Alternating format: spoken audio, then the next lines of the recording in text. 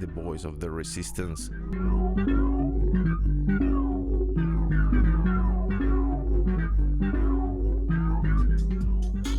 Con el aumento de las tensiones políticas tanto a nivel mundial como regional, hay mucho en juego en cada elección. Y en ese contexto, tanto las elecciones parlamentarias como las presidenciales que se realizarán en Argentina en el 2023 son cruciales para el futuro de la nación sudamericana, así como del subcontinente en su conjunto. Uno de los autores de sociología más prolíficos de América del Sur, Atilio Borón, es un referente para todo el continente. Su último libro, El hechicero de la tribu, disecciona el neoliberalismo en América Latina. Nos acercamos a él para hablar sobre política argentina y sudamericana. Atilio Borón, mucho gusto, muchas gracias por acompañarnos. Luego de lo que ha pasado en Argentina, donde la vicepresidenta, Cristina Fernández de Kirchner fue sentenciada a 6 años, pero más importantemente a inhabilitar su carrera política, especialmente un año antes de las elecciones y con un poco de antecedentes de lawfare. ¿Cómo lo ves tú? ¿Qué es lo que tú piensas que está pasando? Mira, yo creo que la Argentina hoy en día, Oscar, y puede parecer una afirmación muy categórica, pero nosotros estamos transitando velozmente hacia una dictadura mediático-judicial. Eso es una comprobación que cualquier politólogo, ¿verdad? No hace falta ni que sea de izquierda ni un pensador crítico, simplemente tú tienes un gobierno maniatado absolutamente, que cualquier decisión que tome de inmediato provoca un amparo judicial o una medida cautelar o inclusive una declaración de inconstitucionalidad de la Corte Suprema o de los jueces, que se inmiscuyen no solamente en el manejo administrativo del Estado a cargo del Poder Ejecutivo, sino que inclusive intervienen, por ejemplo, claramente en el Poder Legislativo, decidiendo cuáles son, por ejemplo, los bloques que puede haber en el Senado en contra de la decisión que los senadores tomaron acerca de cómo se organiza. Entonces estamos realmente en un momento muy complicado que además adquiere características mafiosas, porque esto sería, digamos, no solamente un caso de lawfare, sino que se ha venido comprobando a través de algunos chats que fueron filtrados a la prensa y a través de algunas operaciones que no pudieron ser silenciadas, cómo los grandes grupos empresariales, sobre todo el Grupo Clarín, convoca a una estancia en la Patagonia, la estancia de un ciudadano británico, John Lewis, ¿no es cierto? Y en esa convocatoria se les paga el viaje a un grupo de jueces, un grupo de fiscales, algunos periodistas y inclusive el ministro de Seguridad de la Ciudad Autónoma de Buenos Aires, lo cual habla de una situación absolutamente irregular, reñida con el Código Procesal, con los mandatos de la Constitución y las leyes, y sin embargo todo eso sigue su curso. Y esta dictadura mediático-judicial, y digo mediático-judicial porque el papel de los medios de comunicación altamente concentrados que tenemos en América Latina, y yo diría en general en todo el mundo, es fundamental para preparar el clima que hace que finalmente jueces y fiscales corruptos puedan, sin pruebas, decidir condenar a Cristina Fernández de Kirchner a 12 años de prisión, ¿verdad? Que luego fueron rebajados en una decisión final a 6 años, pero lo que no se modificó fue su proscripción de por vida de participar en la vida política. Y subrayo esto para terminar, sin pruebas, porque es exactamente lo mismo que ocurrió, tú recordarás, y la audiencia va a recordar, en el juicio en contra del actual presidente Luis Ignacio Lula da Silva, en donde el juez de Curitiba, Sergio Moro, condenó a Lula y dijo textualmente en la condena: no tengo pruebas de que este hombre ha cometido un delito, pero tengo la convicción de que lo ha cometido. O sea, esto implica, Oscar, una regresión de 200 años 250 años en la historia del derecho, en donde a partir de la Revolución Francesa y la Declaración Universal de los Derechos del Hombre y del Ciudadano, el tema del debido proceso y el tema de el principio de la inocencia, mientras no se pruebe lo contrario, quedó firmemente establecido. Pues ya no más en esta América Latina. Y lo que te digo sobre Cristina, sobre Lula, lo podemos extender a lo ocurrido con Rafael Correa, con Mel Zelaya, con Fernando Lugo, con Evo Morales, en fin, es toda una estrategia continental que adecuadamente nosotros hemos bautizado junto con algunos autores como Estela Caloni, Paula Klatko, Fernando Buenabad, digo para mencionar los primeros que se me vienen a la cabeza, como el Plan Cóndor 2. El Plan Cóndor 1 era simplemente el secuestro, tortura y asesinato y desaparición de militantes populares. El Plan Cóndor 2 apela al terrorismo mediático y al lawfare para sacar del juego político a líderes populares que son molestos para los intereses oligárquicos y del imperio. Esto me recuerda un poco, mire, yo he trabajado mucho reportando sobre la frontera, he hecho varias series sobre la temática en la frontera y al final del día, recuerden el capítulo final de una de esas series, puse que había un congresista del Partido Republicano que decía que la razón por la que se oponen a todo esto, al final del día decanta en el ámbito electoral, porque la razón por la que ellos de verdad no quieren estos latinos es porque se dan cuenta que no más van a poder ganar elecciones. O sea, de hecho, no han ganado una elección popular desde Reagan, me parece, o Bush, si no me equivoco. Y las últimas elecciones que han ganado ha sido por el amañe que hay acá, toda esta cuestión del colegio electoral y eso. Y la lección de todo esto es que la derecha más y más se va quedando sin posibilidades electorales, porque aliena tanto a la gente pobre, aliena tanto a la gente gay, a la gente de otras razas y todo, que al final del día los votantes del otro bando son muchos más. Así es.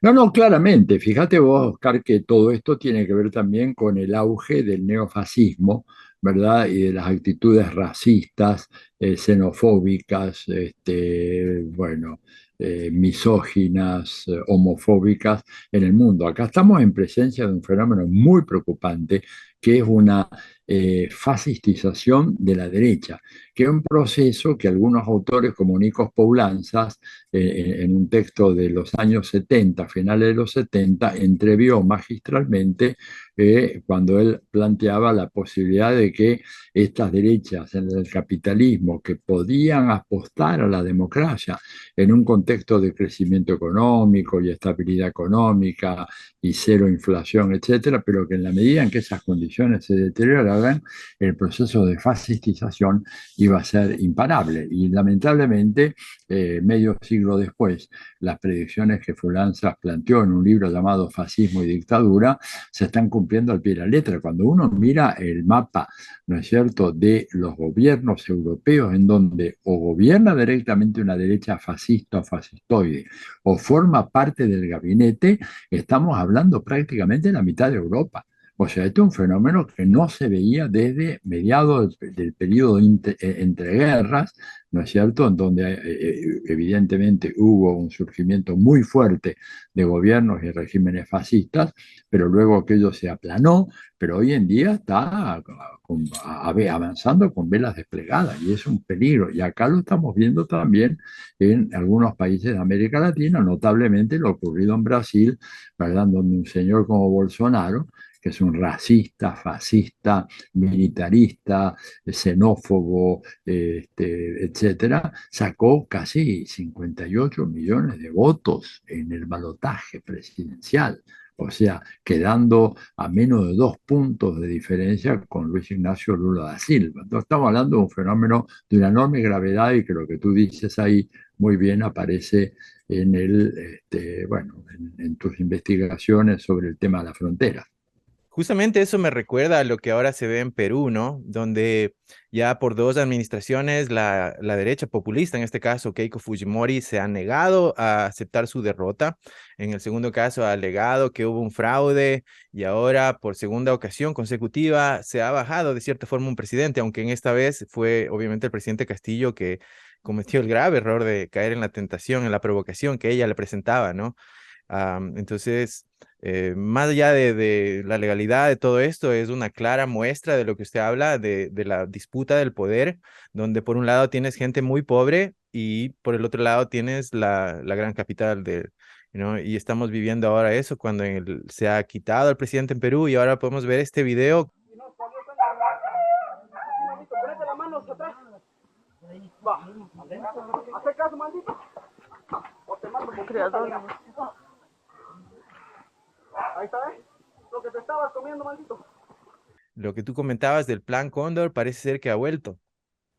Sí, evidentemente, mira, es que el tema de los pueblos originarios es algo que ha resurgido con una fuerza extraordinaria en los últimos tiempos. Yo el otro día estaba dando una conferencia, un poco relatando mi experiencia como mi formación como sociólogo, ¿verdad? Y politólogo. En los años 60, bueno, los temas relacionados con los pueblos originarios eran temas absolutamente ausentes en América Latina, con la sola excepción y parcial además de algunos cursos que se enseñaban en México en la Universidad Nacional Autónoma de México. Fuera de eso, y esto porque la presencia del indigenismo en México, el muralismo mexicano, etcétera, evidentemente puso frontalmente en primera plana el carácter, ¿verdad?, y la importancia, la gravitación de los pueblos originarios en México. Pero tú podías hacer un curso de sociología, una licenciatura, un posgrado y un doctorado y no ibas a ver un texto, un estudio sobre el tema de las poblaciones originarias en América Latina. Eso se acabó.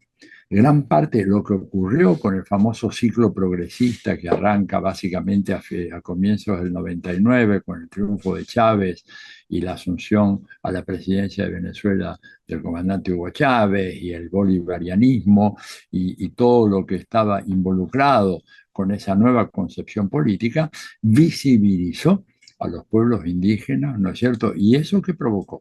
Bueno, provocó la reacción de gente que dice, no, no, no, nosotros no tenemos nada que ver con ello.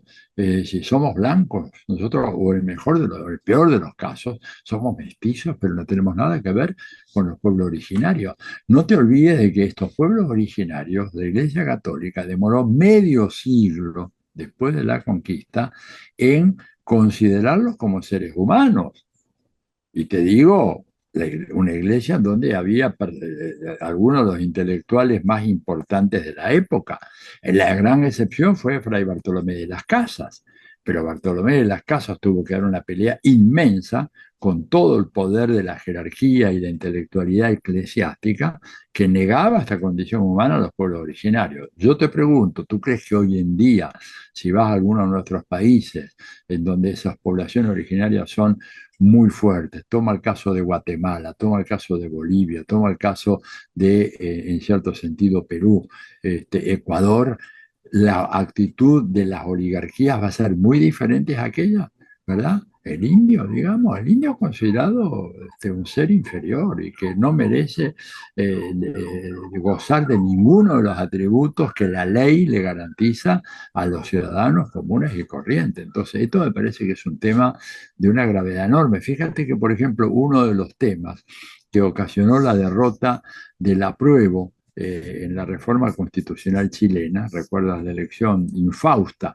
del 4 de septiembre del año pasado, en donde se sometió a la población un proyecto constitucional que implicaba avances muy significativos y un empoderamiento legal muy importante para pueblos originarios, para mujeres, para minorías sexuales, para minorías étnicas, de género, ¿verdad? Para sectores marginales, pero uno de los temas más conflictivos fue el hecho de que se planteaba la tesis de que Chile era un país multinacional o plurinacional. Y eso provocó, ¿verdad?, un rechazo muy, muy fuerte, rechazo que inclusive se sintió en los sectores más populares de la población chilena, totalmente domesticados o amaestrados y embrutecidos por los discursos dominantes a través de el control absoluto que la derecha tiene en el caso de Chile de los medios de comunicación, sea la prensa gráfica, la radio, la televisión. Entonces, el tema que tú señalas es de una gravedad enorme y alimenta todas estas actitudes que requieren una tarea docente del Estado y de los gobiernos progresistas que a veces no ha sido hecha.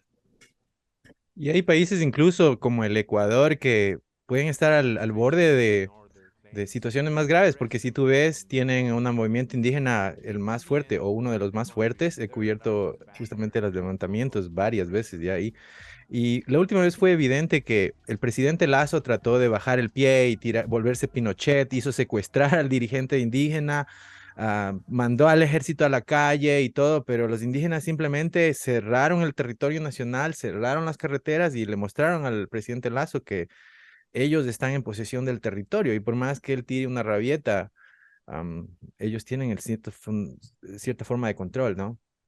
Sí, absolutamente. Yo creo que esos países, como tú dices, con una densidad de pueblos originarios tan grande, evidentemente hay un factor de poder, son un factor de poder extraordinario. Claro que se requiere una organización y pensar además conjuntamente con otros sectores que no necesariamente son parte de los pueblos originarios para que ellos de alguna forma puedan armar una coalición mayoritaria que pueda realmente prevalecer en contra de los intereses de, bueno, esta maldita oligarquía banquera y en el caso del presidente Guillermo Lasso, una mezcla insalubre, tóxica entre el neoliberalismo y el Opus Dei. O sea, es lo peor, lo más retrógrado que uno puede pensar en términos políticos y en términos filosóficos, está encarnada en esta figura que además tiene rasgos violentos y que está sometiendo al pueblo ecuatoriano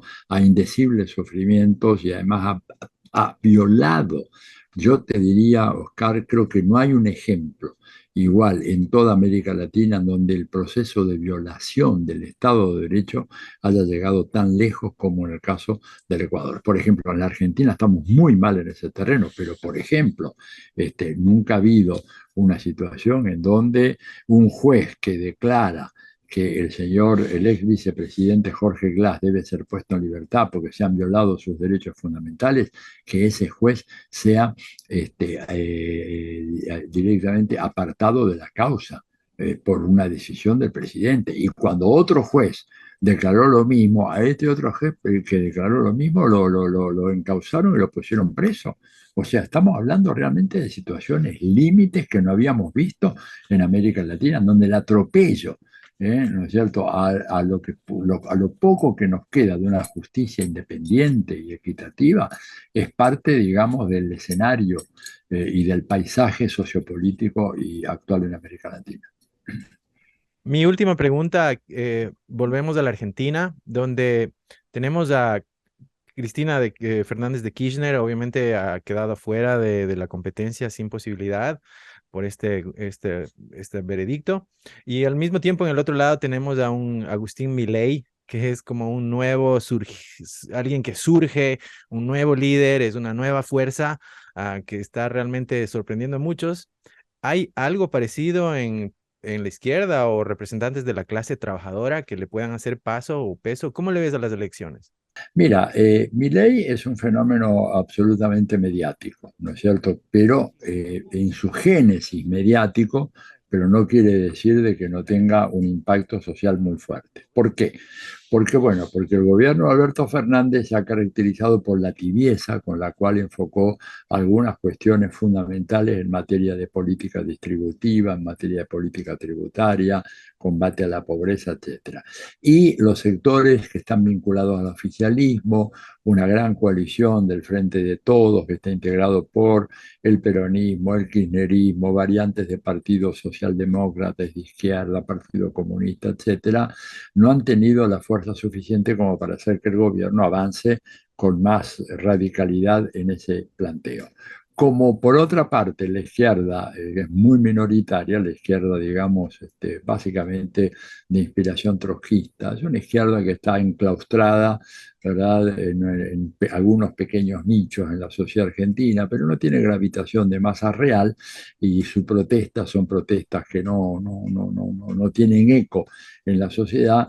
La protesta de un personaje como Milei que fue el personaje que más veces y durante más segundos estuvo en la televisión argentina durante todo el año 2022. Por eso te digo que Milei es fundamentalmente una construcción mediática. La diferencia que hay entre Milei, la exposición mediática que tuvo Milei y la que tuvo quien le sigue en esto, es monumental. Se mide en horas de diferencia a lo largo del 2022. Entonces tú sabes, cuando tú machacas permanentemente con una figura que dice cualquier cantidad de tonterías, de un hombre que no resiste un debate público 10 minutos, te das cuenta, pero tiene toda la gestualidad propia de alguien que quiera parecer como un transgresor, como contrario al sistema, cuando en realidad Milei, la mejor manera de caracterizarlo es como un bufón del capitalismo, un bufón del imperialismo, que hace una tarea muy importante para ellos. Por eso es que los medios, que no se equivocan en eso, le han dado tanta importancia. Yo personalmente creo que el efecto que va a tener Milei va a ser jalar hacia la derecha más radical a sectores de centro derecha que antes bueno, eran más cautelosos en lo que hacía su discurso político, su gestualidad. La gestualidad de Milei solo se compara con la de Hitler o Mussolini. Si tú miras los discursos de él, los gestos, la cara que pone, el movimiento de los brazos, los gritos, etcétera, hablan de alguien que quiere parecerse, ¿no es cierto? Como también lo quería parecer Hitler, también lo quería parecer Mussolini, como contrarios al capitalismo, cuando en realidad son sirvientes del capitalismo. Yo espero que eso no vaya a tener un impacto muy fuerte en las próximas elecciones. Confío en que este centro que actualmente está gobernando, centro-izquierda, una izquierda muy decafeinada, como decimos nosotros, en Perú le llaman la izquierda caviar. Digo, no quiero con esto hacer descalificaciones, pero sí hablar de un estilo sumamente moderado, desmesuradamente moderado que tienen, ¿verdad?, el gobierno de Alberto Fernández, en momentos en que la realidad social exige políticas mucho más radicales, mucho más fuertes, y al no hacerlas, esto le abre espacio a demagogos baratos como este personaje que tú me estás hablando.